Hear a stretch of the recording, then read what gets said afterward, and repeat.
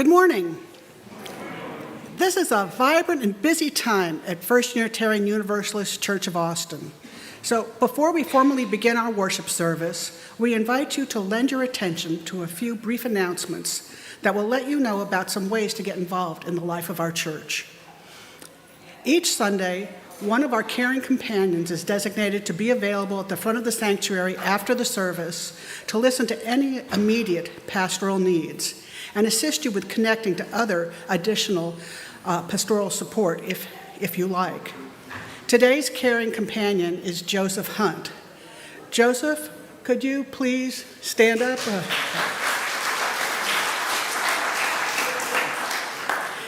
And now you know where to find him after church. On each Sunday, we light candles in the sanctuary and along the windows to mark sacred moments in our lives. Although we do have a time set aside during worship to note these candle lightings, you are invited to light candles at any time before or during the service when you feel moved to do so. Texas UU Justice Ministry has done amazing work in organizing us, along with other UU churches in Texas, to do the beautiful work of justice. Let's show them some love by filling out notes of appreciation and making a donation. Supplies and more information will be available in House and Hall after the service. Our Social Action Committee will sponsor another July for Justice Month this year with a focus on immigration, starting after we get through the 4th of July weekend. Look for the posters hung around First UU with specific info about our Kickoff Immigration 101, lively interactive training at the monthly senior luncheon that's open to people of all ages, will be held on Wednesday, July 9th. This month will culminate a 10-year celebration of SOMA's freedom and Austin Sanctuary Network's existence, working in solidarity with immigrants. In addition to a potluck dinner, both Soma Franco, who won her freedom taking sanctuary here at First UU in 2015, and the Reverend Chris Jimerson will share their memories and updates about the struggles for immigrants' rights. Keep up your spiritual practice of reading Friday emails from First UU to know what's happening. Let's see. If you are new here and are interested in joining our church as a member, we are hosting a Path to Membership class next Saturday on July 5th. This will take place in House and Hall at 9 a.m. Breakfast and coffee will be provided. The class will cover some history about UUism, about this church in particular, as well as taking some time to get to know each other. If you have any questions, you can ask anyone at the membership table in the foyer or ask Aubrey in the kitchen after service. Thank you. And our special musical guest today is Danny Malone, whom the Austin Chronicle has dubbed the Elliott Smith of Austin. Elliott was a famous songwriter and performer. We at First UU believe in supporting artists, and to that end, Danny will have some albums for sale in the foyer following the service. Now let all who have gathered in beloved community, whether in virtual space or in person, join our spirits in worship together.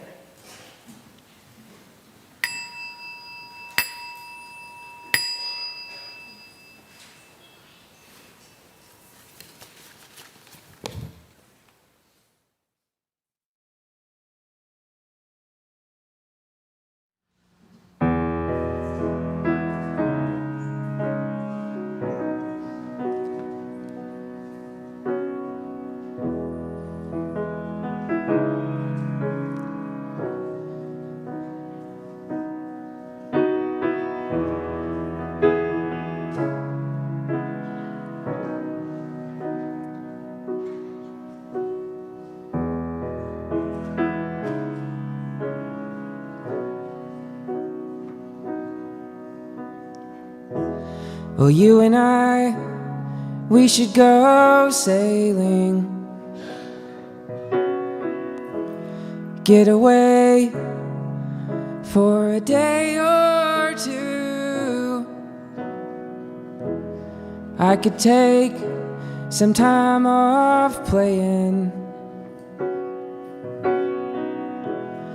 get someone to cover your shift for you. Oh, you and I, we should go sailing.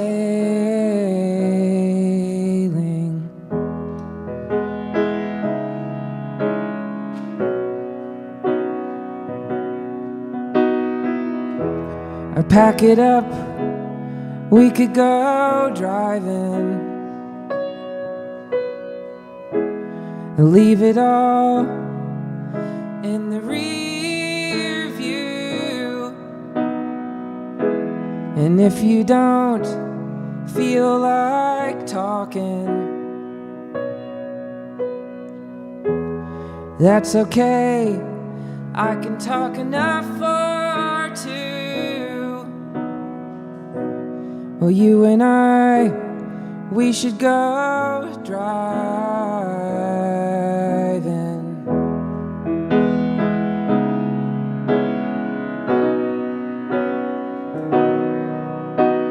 And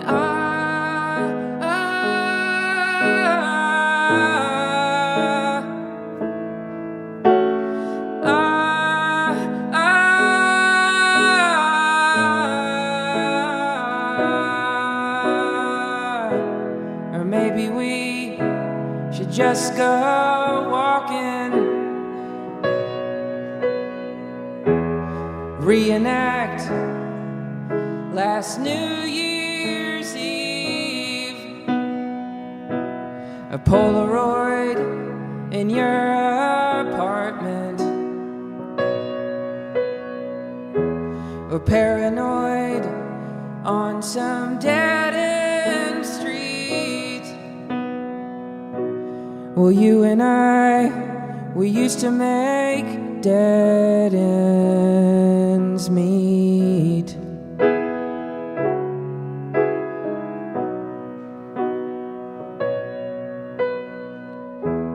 Or maybe we should just stay in. And if you want, you can drink enough for two. A friend of mine, he gave me these new pills. They let your room fade out of you. Oh, you and I, we should go sailing.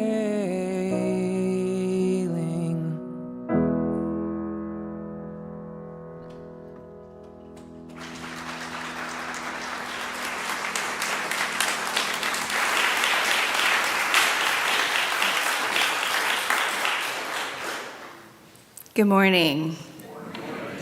Whether you're joining us online or here in the sanctuary, welcome to First Unitarian Universalist Church of Austin. We are a spiritual community dedicated to a free and responsible search for truth and meaning and beauty. I'm Reverend Carrie Holley-Hurt, your guest minister today, but soon to be your assistant minister.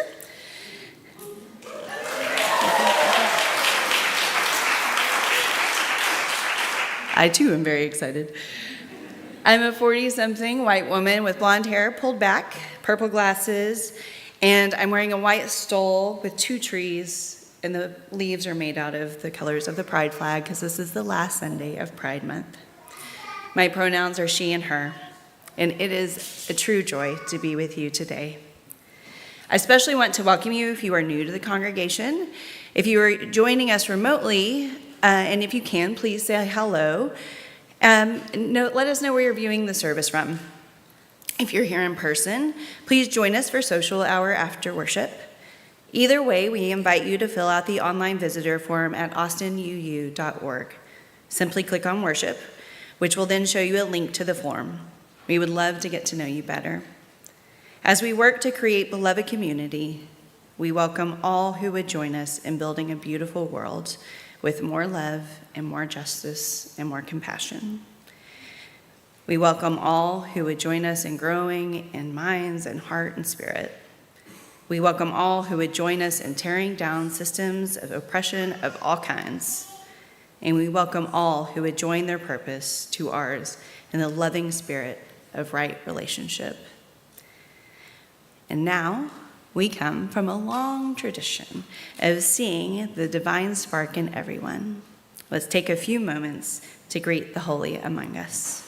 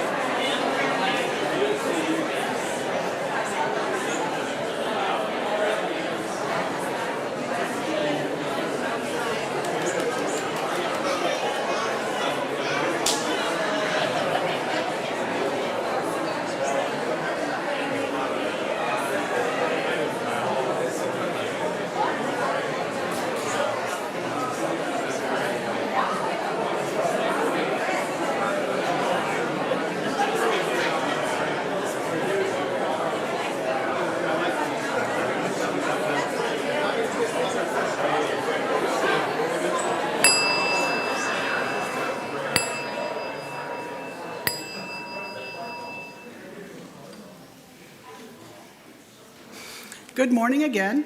I'm Mary Overton, lay leader today.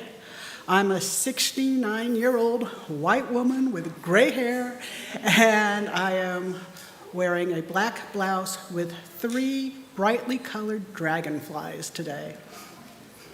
And I'm wearing a chalice necklace that portrays a pair of hands kindling our flame. Welcome. And now please join me in the words by which we light our chalice.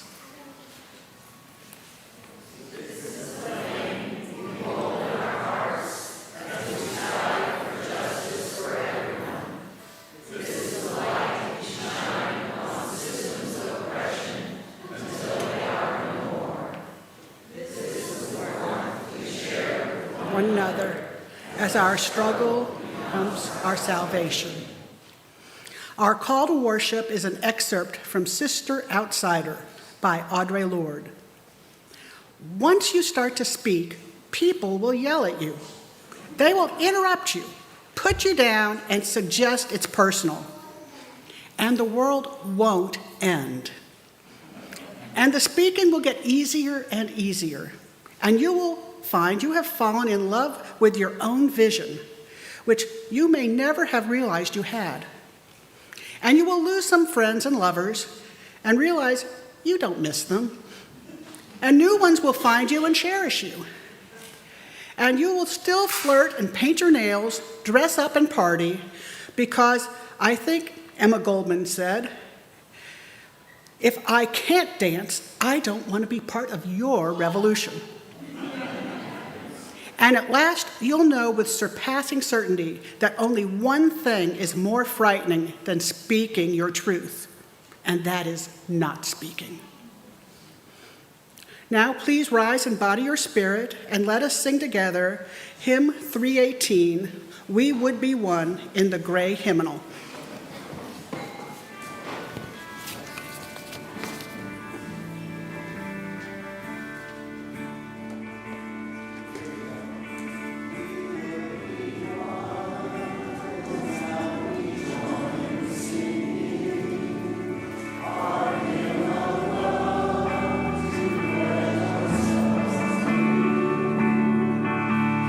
That I call a breeder of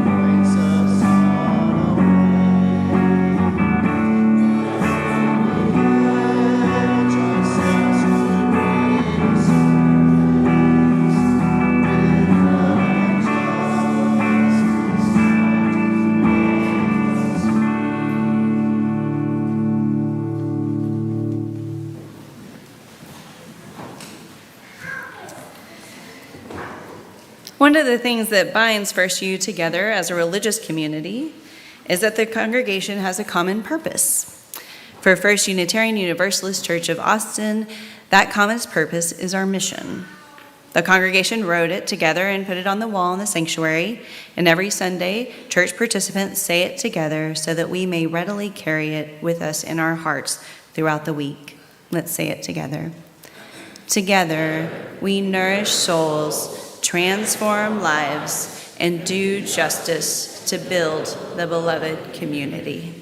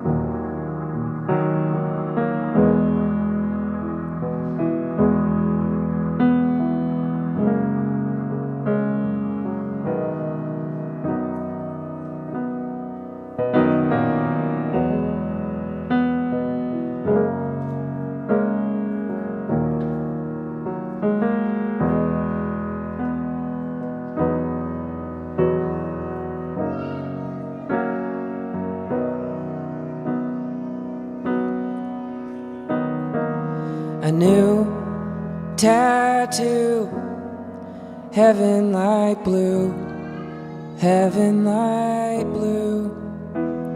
A brand new view, view of the sky. And silent talons and eyes like falcons. They challenge me into the sky. Skyboy, I love you, Skyboy.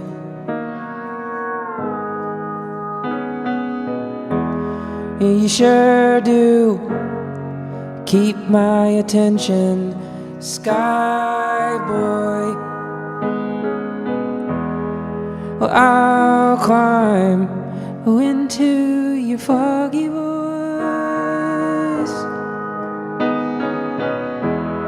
Skyboy, I love you, Skyboy.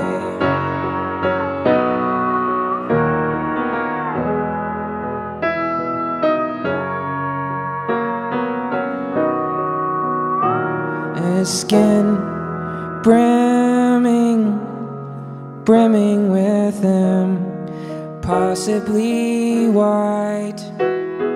Pour no more into his pail. But then came you, heaven light blue, a deja vu eyes, brand new view of the sky.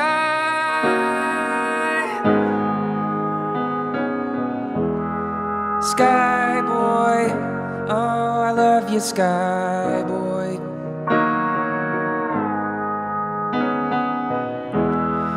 You sure do hide your intentions, Skyboy. Well, I'll climb into your foggy voice.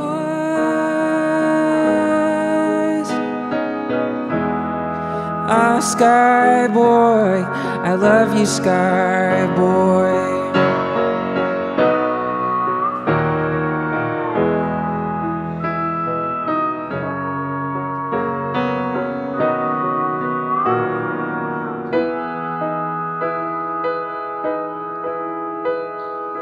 Window in the way, window in the way, window in the way.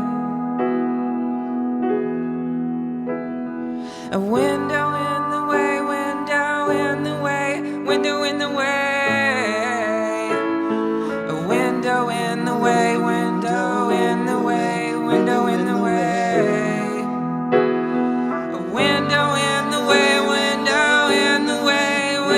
the way.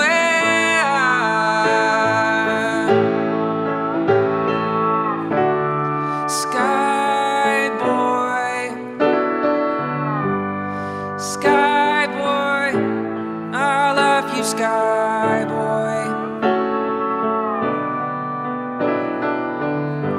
I assured you, oh, but damned if you'd listen, Skyboy. I'll climb into your foggy void.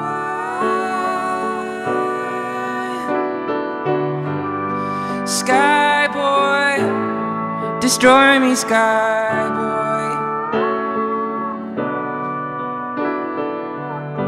You go ahead, you destroy me, Skyboy.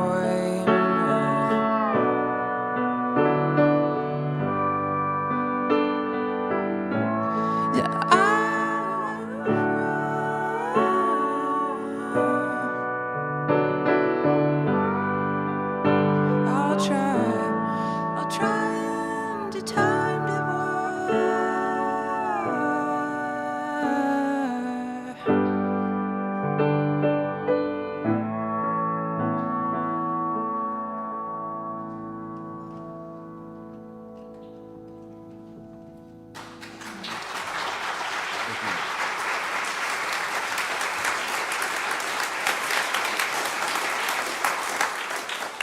Hello, everybody.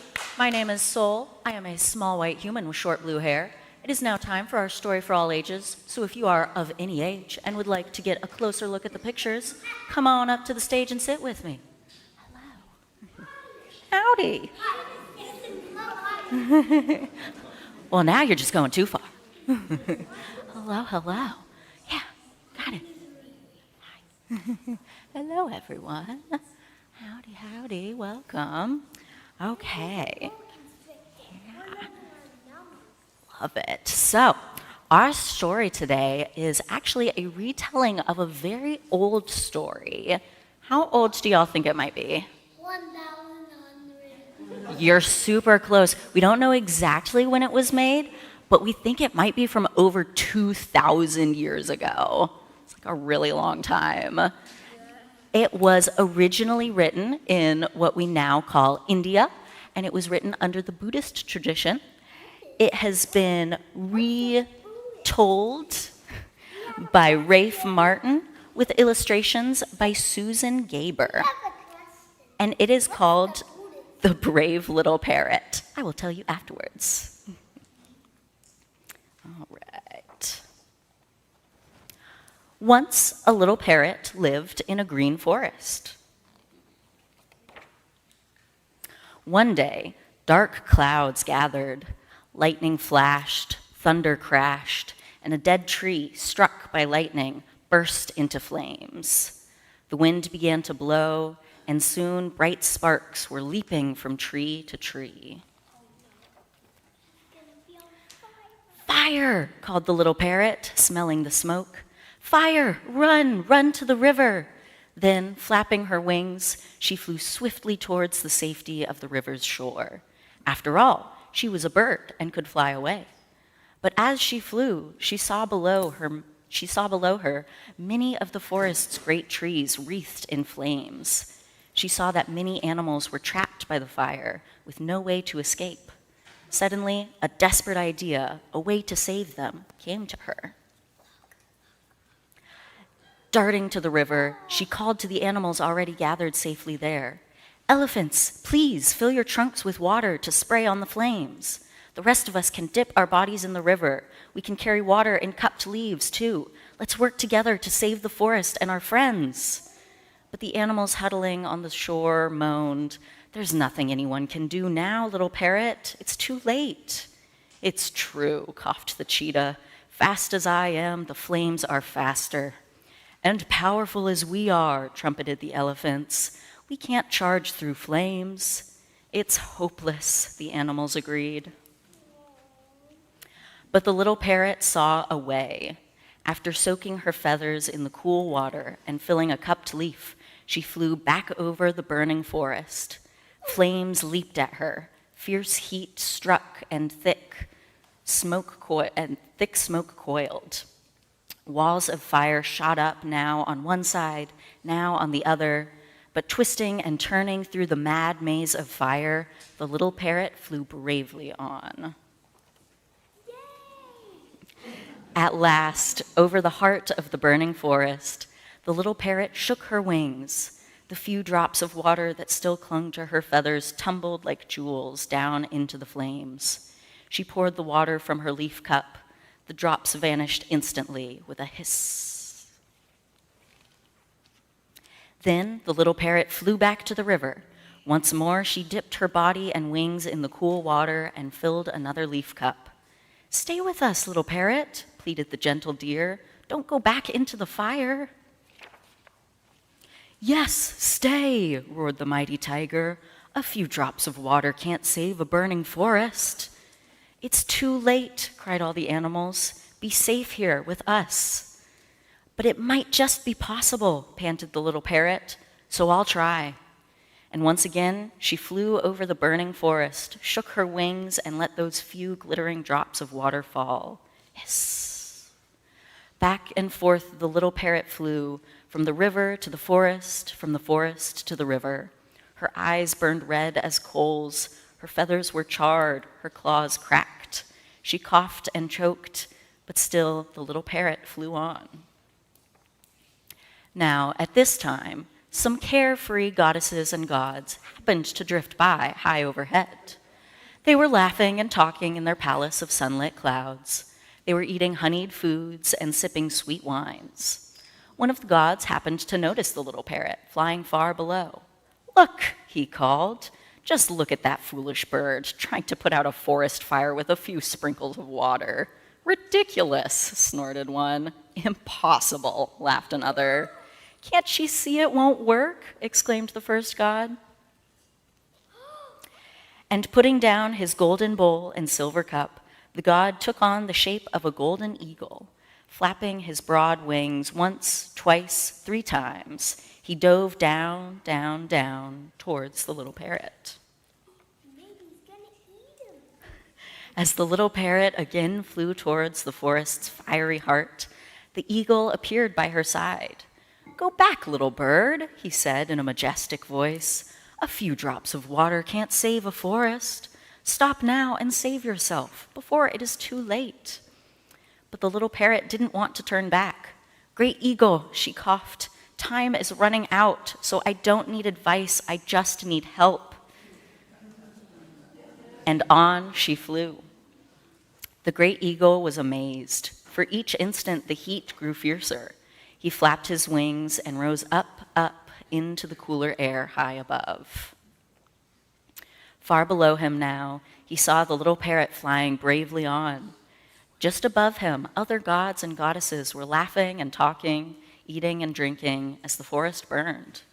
Then, for the first time in all his endless life, that god felt ashamed. "We are gods, after all," he exclaimed. "We should do something." And all at once the great eagle began to weep.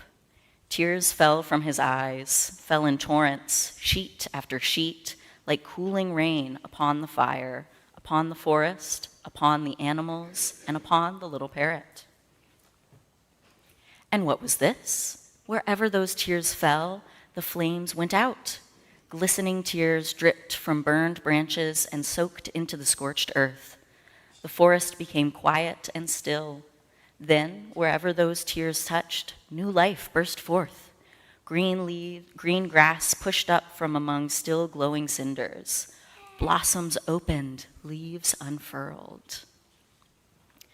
New feathers now grew on the little parrot, too. Feathers red as flame, green as leaves, yellow as sunlight, and blue as a river. Such perfect colors, such a pretty bird. "The fire is out," called the little parrot in her joy. "Look, the danger is past." The animals looked at one another in amazement. Washed by those tears, they were whole and well.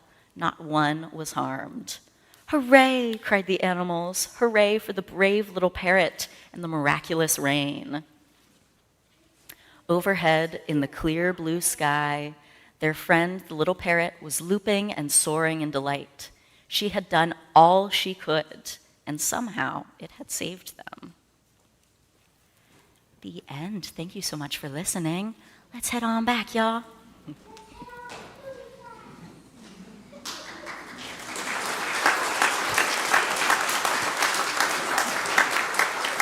Help me out. Let's get some 2 and 4s going. Breathe in. Acapella. Breathe out. Breathe in. Hey. Breathe out. When I breathe in, I breathe in peace. When I breathe out, I breathe out love. When I breathe in, I breathe in peace. When I breathe out, I breathe out love. When I breathe in, I breathe in peace. When I breathe out.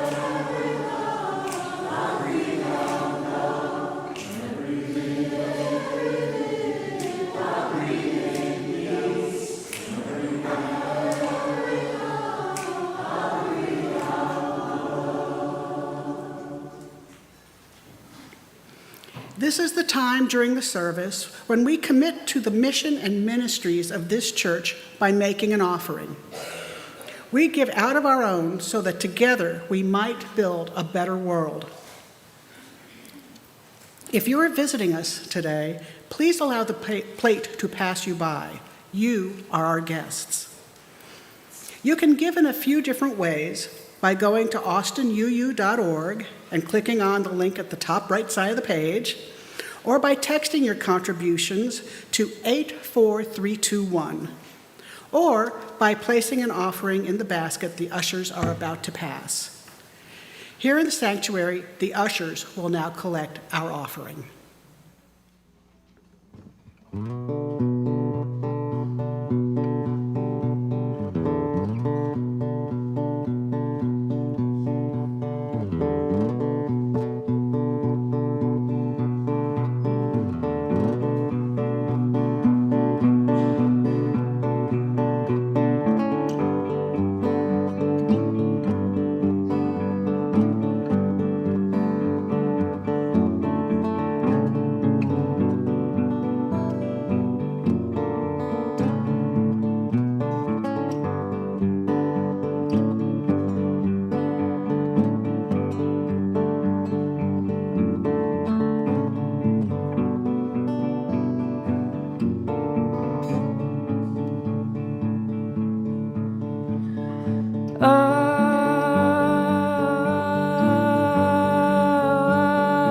Limbo for red walls, no window.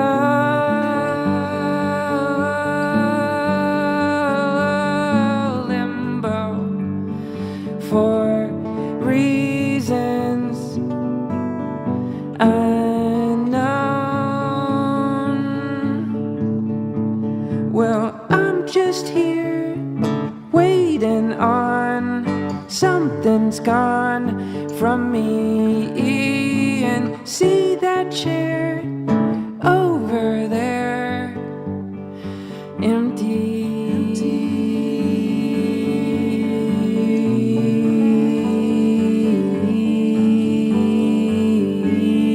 Limbo. If rivers run, what from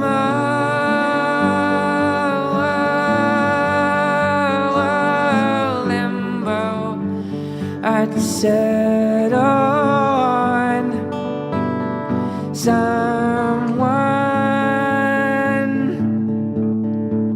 but I'm just here waiting on something's gone from me. And see that chair over there, empty.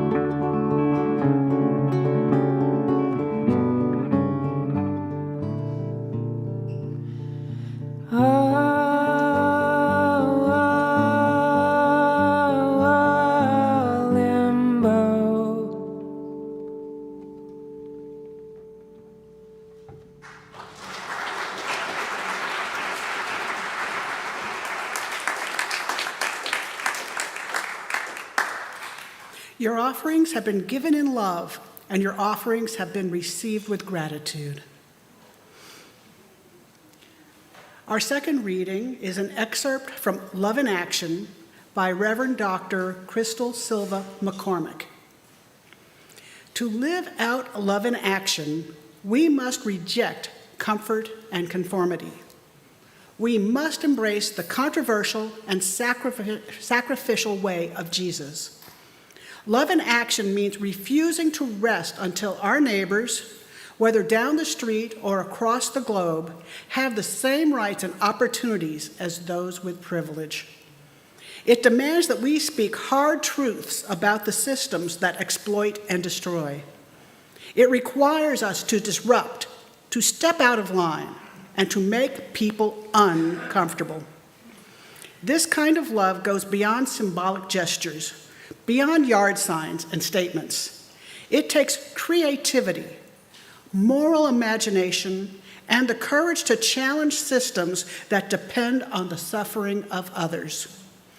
We cannot truly practice love in action until we demand from others what we wish for ourselves and those we love. And that will cost us our comfort, resources, perhaps even our relationships. It may look like redirecting our money, pressuring lawmakers, or engaging in civil disobedience. These times, and all times, have called for this kind of love.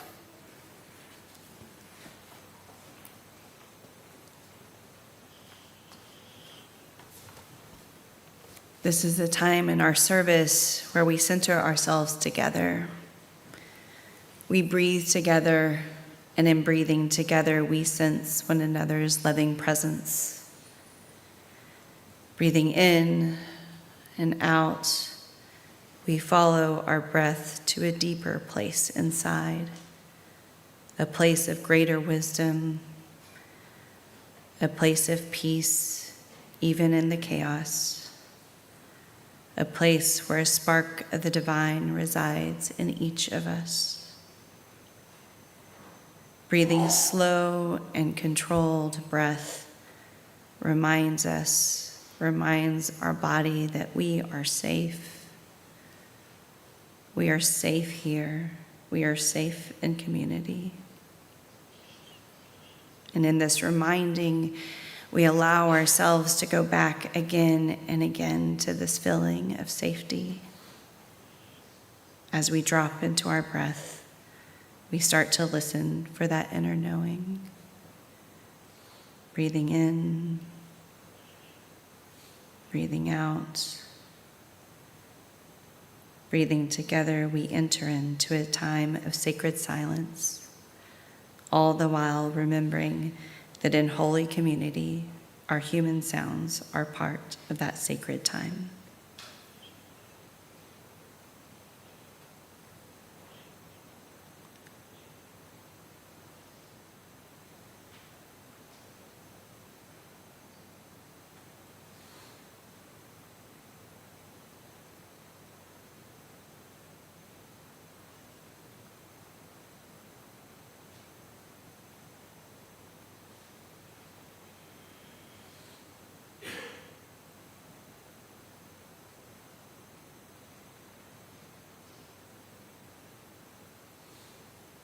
I invite you now to light candles if you are so moved.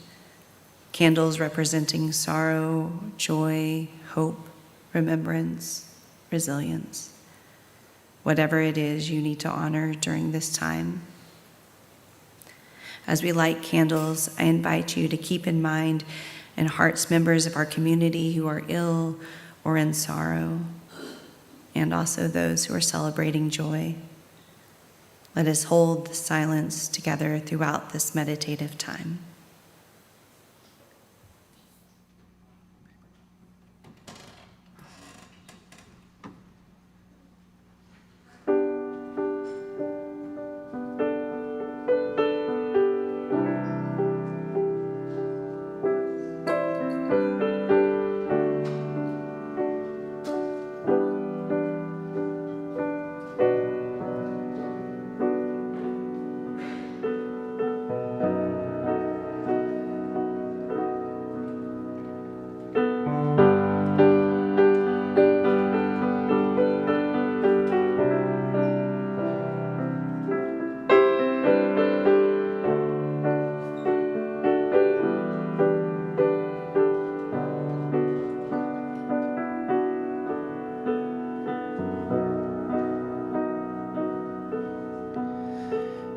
He made a paper crane just to throw it in the river, and he made a paper crane to throw it in the river, and he'll watch it float away and wish that he was with her. What a shame, what a shame, what a shame.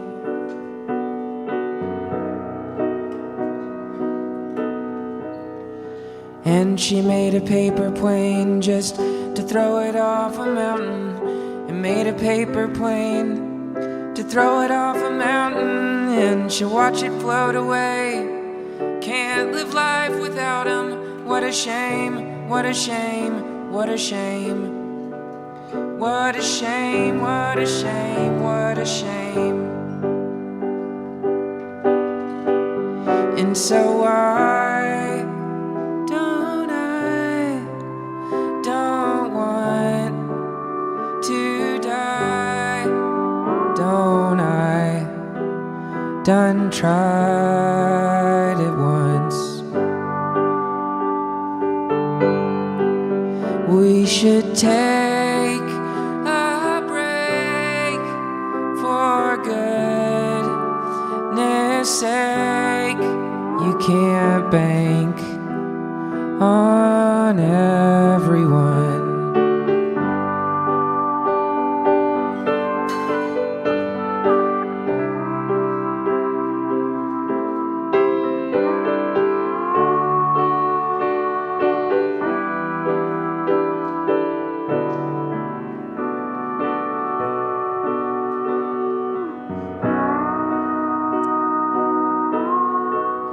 Oh, and isn't it a shame he's got nothing left to give her now? And isn't it a shame he's got nothing left to give her? So he'll watch her float away, wish that he would with her. What a sham, what a sham, what a sham.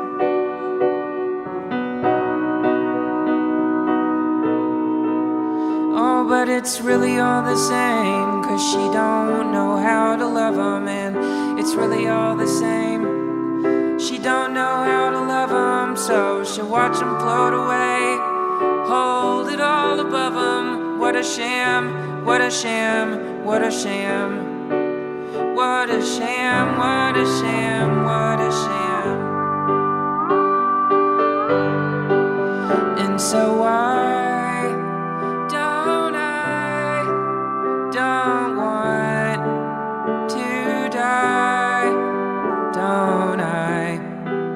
Done tried it once. We keep taking breaks. This is my mistake. You can't bank on anyone.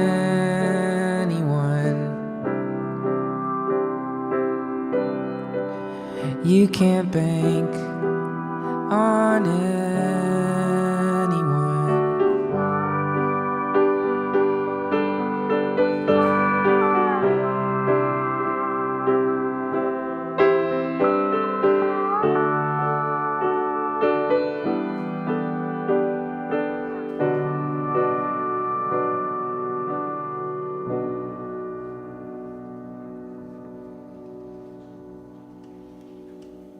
And now we light one last candle for those who have no one to light a candle for them.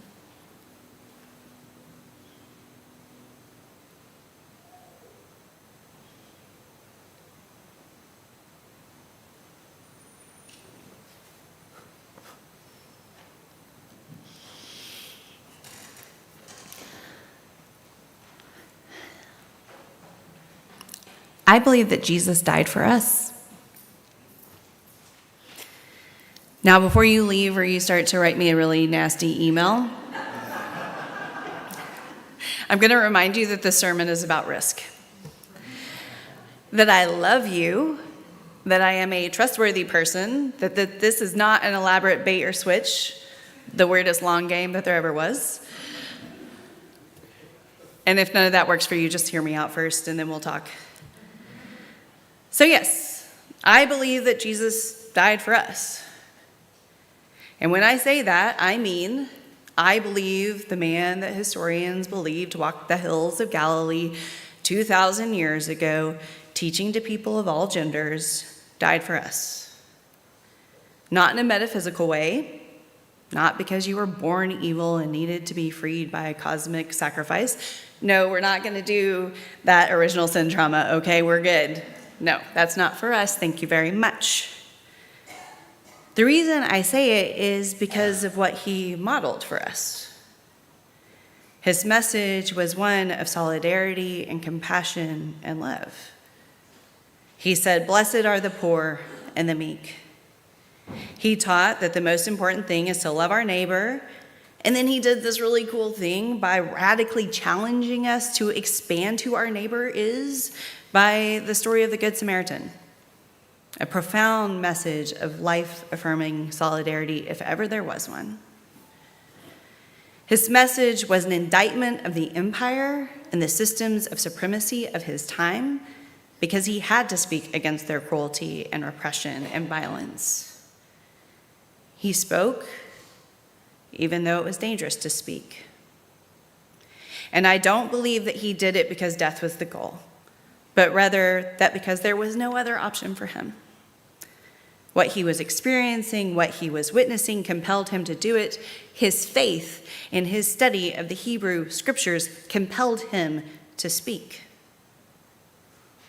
And in doing so, he demonstrated what it means to live for one another, what it looks like to live into the fullness of our values, what it looks like when we bow not to power, but live for one another. What it looks like when we show up in love. This is what I mean when I say he died for us. And while Jesus is the original for both Unitarians and Universalists, he isn't our only model. We have Norbert Chopek, the Unitarian minister who gave us the flower communion, who was murdered in Dachau because his message of the beauty of diversity was so terrifying to the Nazis. We have Reverend James Reeb and Viola Lazuzo, whose commitment to a more just world was seen as a threat by white supremacists who were so threatened that they had to kill them in Selma. To center love in our actions, in our words, and in our choices, especially when there are powerful forces set against us, that's inherent to our religion. That is the natural conclusion of our principles and our values, because they don't just live on paper, or at least they shouldn't. I know for me, when I am aligned with my values, when I am in solidarity with others, I am in awe of the purpose that I feel in my life. I'm in awe of the life that I've been given. And to be in alignment with our values, it doesn't always result in death. I just feel like I have to say that, okay? In fact, I would say most of the time it doesn't, right? Which, you know, being killed by supremacy is a little heavy. So I'm going to give you some other examples of people who didn't die. We have Unitarian minister Theodore Parker, who spoke for women's rights, who funded John Brown, who was seen as a heretic by fellow Unitarians. He risked so much, but he still spoke up. We have Frances Ellen Walker Harper, a free black woman who was a household name for abolition in the very dangerous time leading up to the Civil War. We have Unitarian minister Waitstill Sharp and Martha Sharp, who physically helped many people escape Nazi-occupied Europe. These are just a few people in our religion who have put their values into action. And there are so many UUs that we will never know that showed up for abolition and suffrage and civil rights and gay rights and women's rights and voting rights and disability rights. that have and do and will continue to speak up for immigration and immigrants, for bodily autonomy for everyone, for voting rights, and all of the other things that we need to work for true liberation. Many, many people in this room right now, I know, have shown up and spoken up, centered love, and fought for one another. That's our history. That's our theology, and that's what we do as a religious people. And today, when we find ourselves in the middle of fascism, our call remains the same. Yes, things are scary. Some of us, mostly those of us who identify as white and straight and able-bodied, are experiencing a level of fear that is new and different. Things are scary. And voices of resistance are needed just as much as they ever have been under soul-crushing supremacy. Whether it was the Roman Empire of Jesus' time or the fascism of our own. Actions of love are needed just as much as they ever have. Unitarian Universalist theologian James Luther Adams, after having a really terrifying run with Nazis in Germany in the 1930s, left that experience with a core question. Does our liberal theology, our liberal church, have enough substance to defeat fascism? It's a pertinent question for us, I think. Are our values enough? And are we willing to live into them in a way that can stand up to fascism? For me, that answer is yes. The values that we hold as a religious people, justice and equity and interdependence and pluralism and generosity and democracy, are the solutions to authoritarianism, to manufactured wars, the dehumanization that is happening at all levels of government. Values and action bred out of love for ourselves and for one another are terrifying to systems of supremacy because they undermine their powers. In Bell Hook's book, All About Love, she writes, "Fear is the primary force upholding structures of domination. It promotes the desire for separation, the desire not to be known. When we are taught that safety lies always with sameness, then difference of any kind will appear as a threat. When we choose love, we choose to move against fear, against alienation, against separation. The choice to love is a choice to connect, to find ourselves in the other." So when we hold these values, our values, and more importantly, when we live them out in our actions, like continuously calling out injustice and oppression, by refusing to participate in unjust laws, by finding fun little opportunities to resist wherever we can. When we do those things, and whatever else might come in the months and years ahead, we are living into our liberal religion with substance. But it's going to take some work. Because let's be fair, centering love when times are relatively easy or good is easy. It's much harder to do this when the stakes are so high. And so we must speak. As Audre Lorde instructs us, we also have to fall in love with our own vision of what we are creating, of this beloved community that we are creating. But I think we're also going to need some tools to do that. First, I think we have to attune ourselves to what is uncomfortable versus what is dangerous. For example, we, this church, have slowly started having more formal conversations and learning opportunities around what's been happening in Gaza. The ongoing attack through bombing and snipers and starvation of Gazans over the last 629 days. While I have personally been somewhat vocal, I have been hesitant to take this on because it seems scary.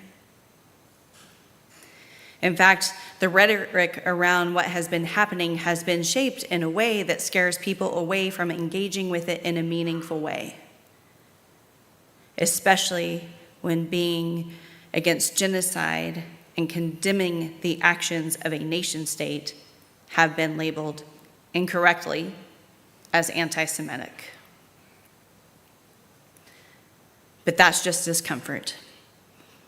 I am uncomfortable with the idea that I will falsely be accused of being anti-Semitic, that I will offend someone, that someone will say something mean or hurtful to me.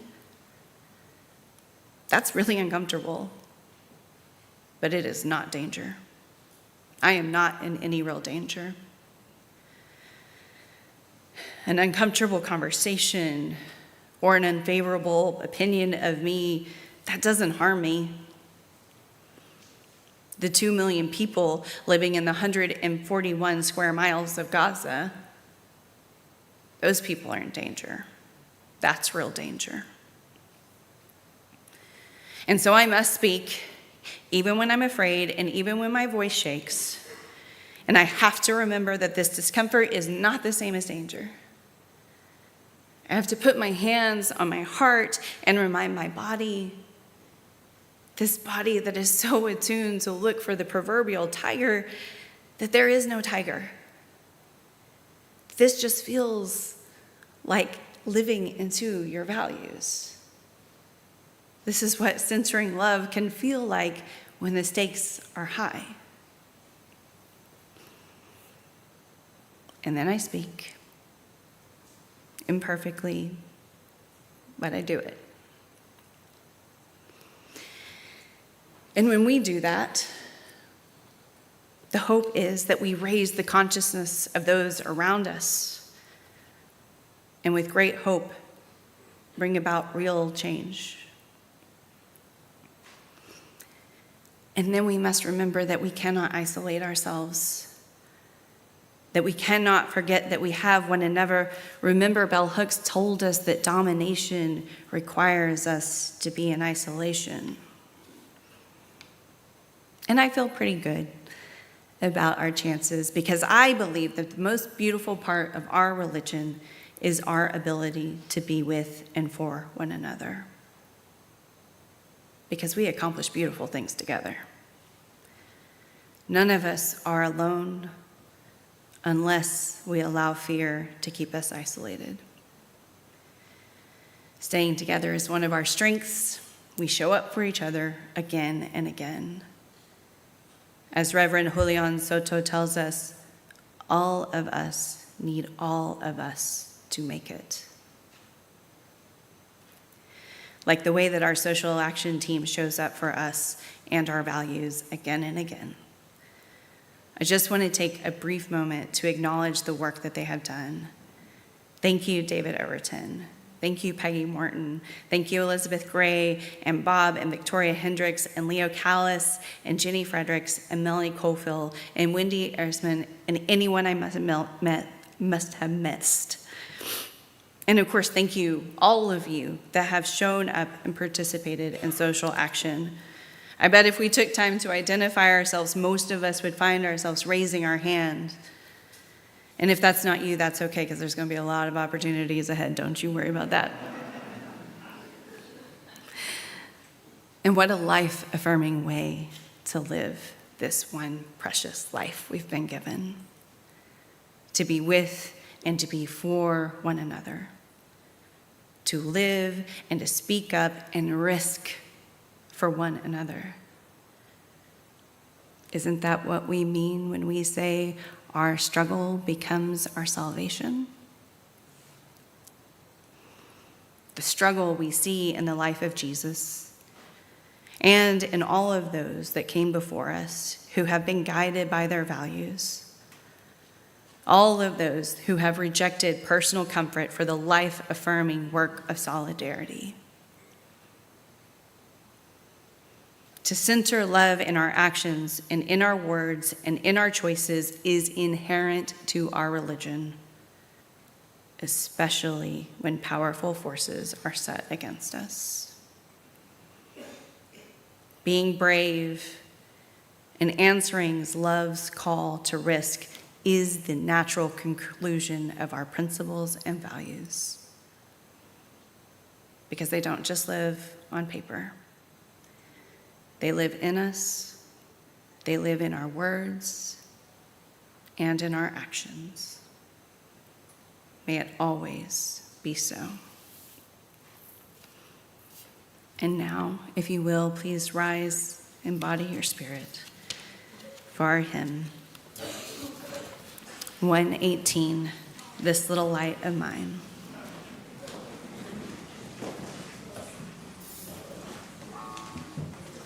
Can I get a rhythm section in here? 1, 2, 3, 4. Keep that going.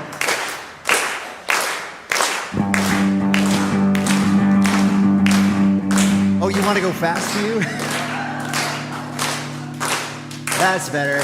1, 2, this little light of mine, I'm gonna let it shine. This little light of mine, I'm gonna let it shine. This little light of mine, I'm gonna let it shine. Let it shine, let it shine, let it shine. Everywhere I go, I'm gonna let it shine.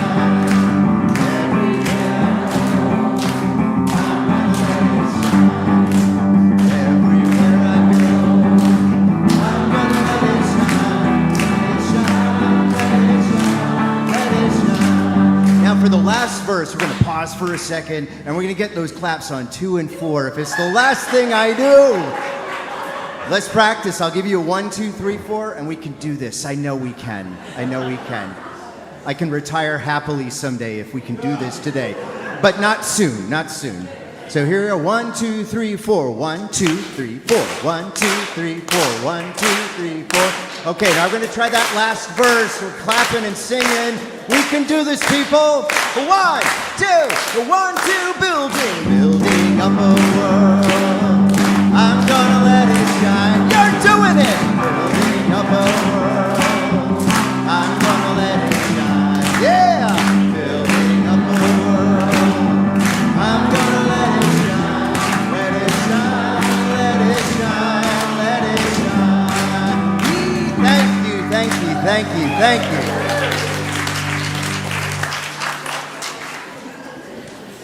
Thank you, Brent. Please join me in the words by which we extinguish our chalice. We extinguish this flame, but not the light of truth, the warmth of community, or the fire of commitment. These we hold in our hearts until we are together again.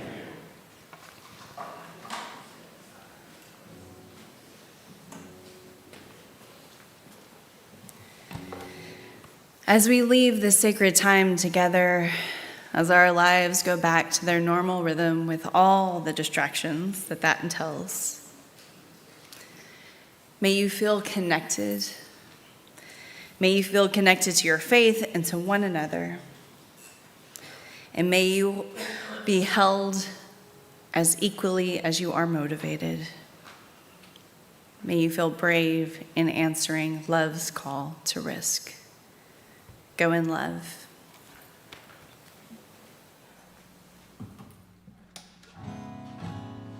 Can I ask for more guitar? Yeah. Where is it coming through? Calvin, can I get more guitar? This guitar's quieter.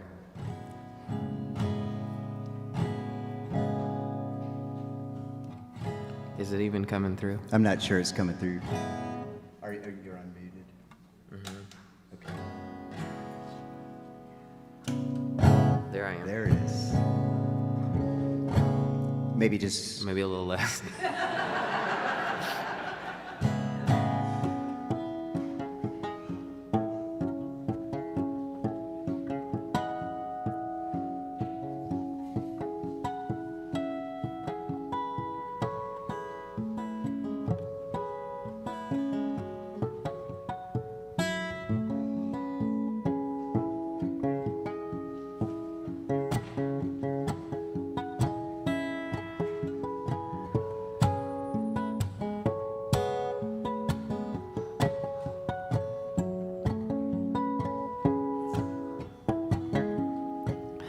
The dregs, the spider legs like lashes on my eyes.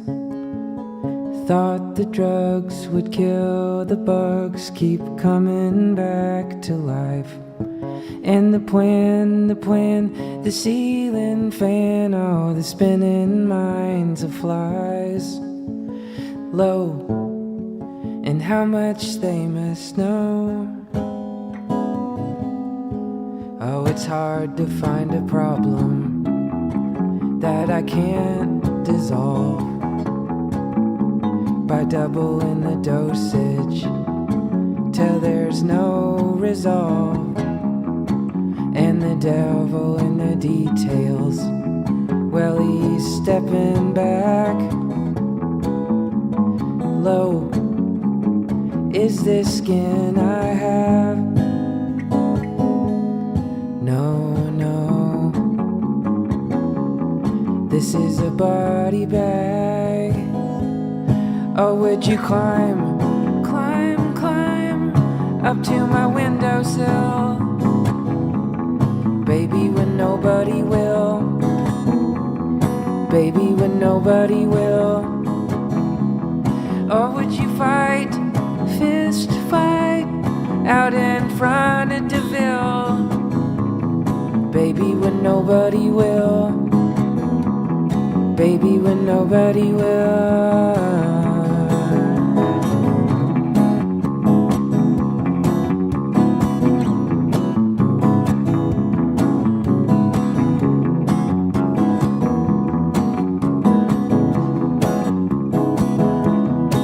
Oh, you go ahead and you spin your web, get tangled in the vines. But break a leg, 'cause machete heads, well, we read through the lines. And the plan was supposed to pan off it. Are you that surprised? Low, I guess it goes to show. No, shows you what you know. And you know you could climb up to my windowsill. Baby, when nobody will. Baby, when nobody will. Or you could fight, fist fight, out in front of DeVille. Baby, when nobody will. Baby, when nobody will. Oh, you know I was fine. Oh, you know I was fine up until you slept with that nobody will. You slept with that nobody will. Oh, you know we could shine. Keep on shining until up until nobody will. Up until nobody will.